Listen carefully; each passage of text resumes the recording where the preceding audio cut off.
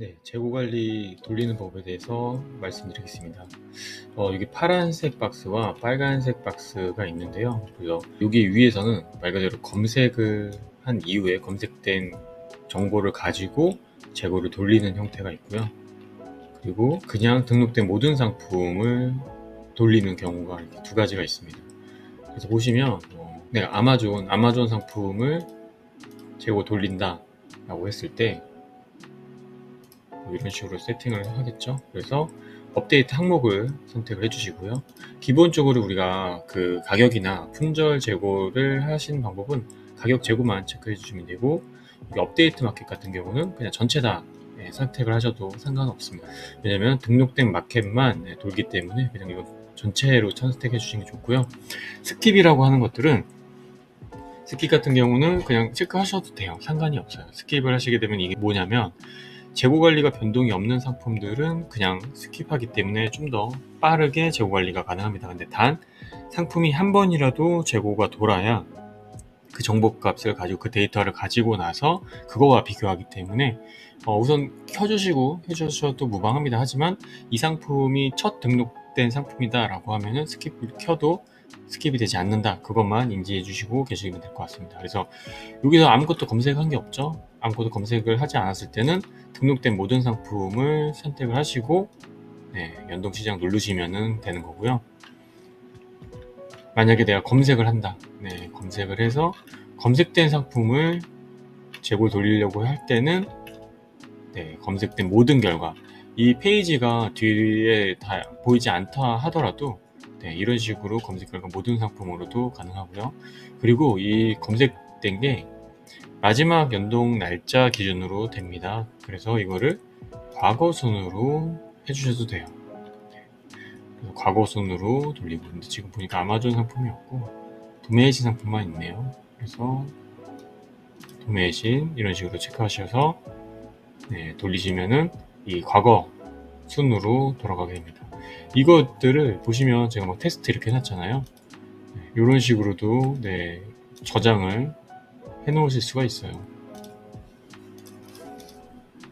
이거 같은 경우는 내가 돌리려고 하는 것들이 좀 자주 있다, 이런 세팅 값들이 자주 있다, 과거순.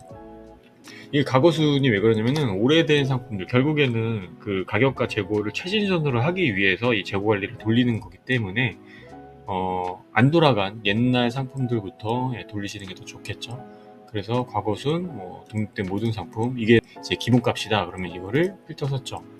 그래서 재고 관리 기본, 아니면은 어떤 마켓에 따라서 좀 다 선택을 하시기 다를 수가 있겠죠.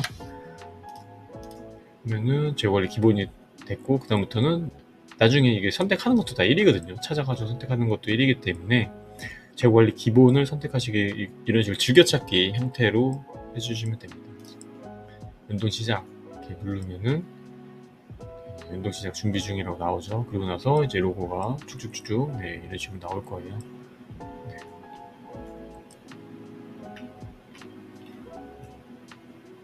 계속 쭉쭉쭉 올라가죠. 또 스킵 기능까지 켜놨기 때문에 이렇게 하시면 되고, 이런 것들에 대해서 이제 중단을 하려면 작업 초기화를 눌러주면 돼요. 그리고 보시면 이 분할 재고 연동이라는 게 있는데요. 지금 저는 활성화되어 있는 계정이지만 일반적으로 저희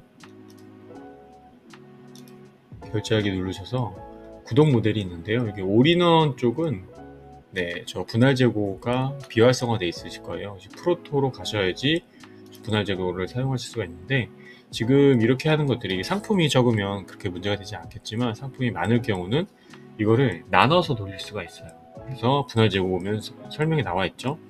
1번, 2번, 3번 서버에 따라서 자동으로 3분할을 해서 해주는 형태입니다. 그래서 이렇게 해서 1번 서버에서 연동 시작해 놓고, 그 다음에 여기 분할 제거하실 때 중요한 점은 1번 서버에 연동 시작하셨어요. 2번 서버 돌릴 때는 새 탭에서 보기 하셔서 2번 서버 선택하셔서 돌리셔야 되고, 그리고 3번 서버 선택해서 돌리셔야 돼요. 그리고 무한재고 연동 같은 경우도 한 서클이 돌면은 다시금 돌게 하게끔 하는 게 이제 무한재고 연동인데요. 이런 거 같은 경우도 프로토 그 버전만 가능합니다. 그래서 이런 식으로 해주시면 될 것 같습니다. 그리고 항상 보시면 이 로고가 나오는지를 한번 확인을 해주세요. 네, 로고가 이렇게 올라가는지를 확인을 한 이후에 네, 그 다음 걸로 넘어간다던가 이렇게 해주시면 되고요. 이 재고 관리는 중요하신 점이 컴퓨터가 꺼지면 당연히 꺼지고요. 그리고 이 브라우저가 꺼져도 꺼집니다.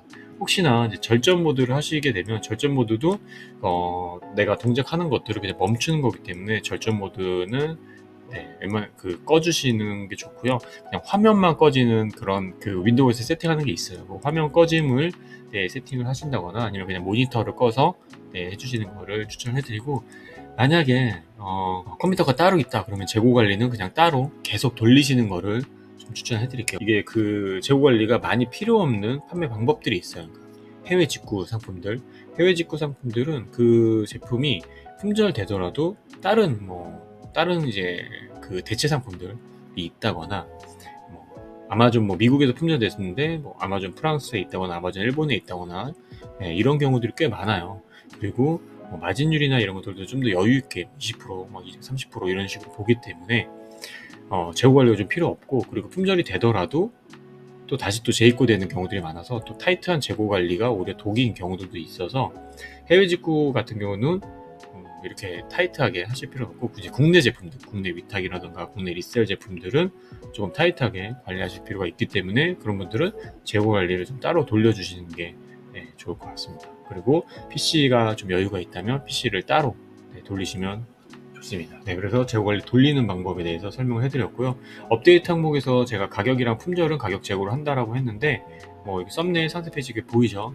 네, 모든 정보를 만약에 선택을 하면 상품명이나 이런 것들도 다 바뀌어요. 이게 뭐냐면, 모든 정보로 되면 기존에 있는 네, 정보들은 다 없어지고 새로 등록하는 것과 마찬가지의 형태로 네, 바뀐다. 네, 새로운 걸로 다 바뀐다. 이렇게 보시면 될 것 같아요. 그래서 이 재고 관리의 컨셉은 새로운 데이터를 가지고 오는 거로 네, 생각해 주시면 될 것 같고요. 네, 쿠팡 판매하시는 분들은 가격 재고 같은 경우는 네, 괜찮아요. 근데 상세 페이지나 이런 것들을 선택하시게 되면은 이 상품이 다시 검수 요청을 하기 때문에 이 상품들이 다 임시 저장 쪽으로 넘어가거든요. 임시 저장도 판매 중이긴 하나 네, 그거를 이제 생각하시면 네, 좋을 것 같습니다. 임시 저장인 상태로 넘어간다. 네, 쿠팡 같은 경우는 그렇게 보시면 될 것 같습니다.